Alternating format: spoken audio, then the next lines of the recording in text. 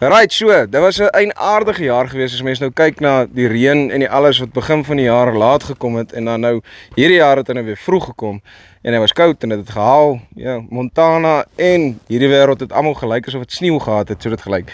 En hier agter my, julle sal dit nie glo nie, maar hier is haalmielies. En ons gaan 'n bietjie praat met Albert, nie hierdie een nie, daai ene, oor wat het hulle gespuit en wat gebruik hulle alles. Ons kom ons luister begin.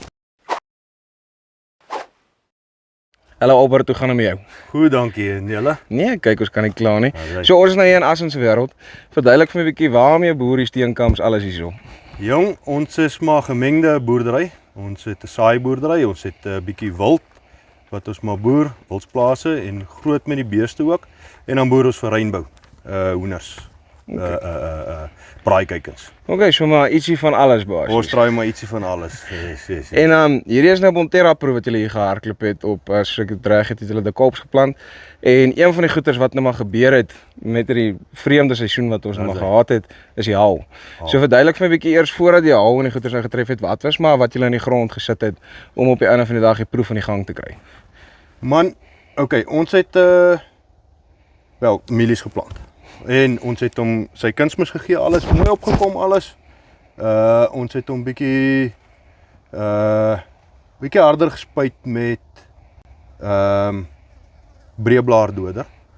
En toe het ons besluit, man, kom ons try iets bietjie anderste, 'n Bonterra produk begin. Maar dis nadat ons 'n goeie haalskade gehad het. Okay, so hier agter my staan nou die haalskade medies. Mense sal dit glad nie dink as jy daarna kyk nie.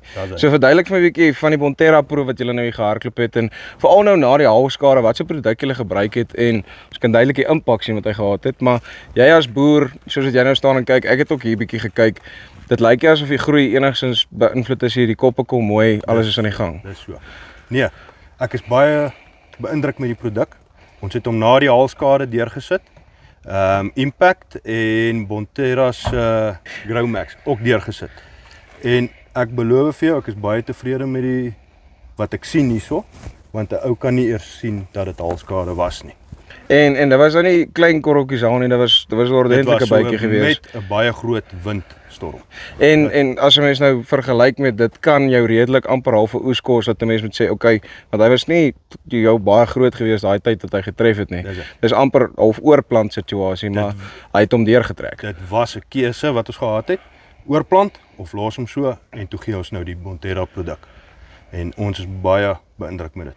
Dit het hom reg deur sy haal en die windskade mooi getrek. Hoorie Albert, dankie vir jou tyd. Ek weet julle is nou druk besig om sojas ook te plant, so ek gaan nie te veel van jou tyd steel nie. Alles wat mooi is en sterkte hierso. Mag dit goed gaan volgende jaar. Baie dankie. Right, so op die einde van die dag, haal is maar 'n veretterlike ding. Of dit jou kar is wat jy buite vergeet het of jou mielies wat daar buite staan. Hy maak skade en soms kos hy jou 'n oes. Maar hierdie goed het werklik om deurgetrek. Hierdie Delmar produk het hom gevat en hom deurgetrek en hy was nou saam met die Bonterra proef wat hulle die Impact en die Growmax opgesit het. En kyk hoe staan hierdie goeters. Die koppe is besig om mooi te kom en hy is nou presies op daai punt wat hy begin half afdraande gaan in April en hy is nou soos 'n vliegtuig wat kom loop land. Alles is nou reg.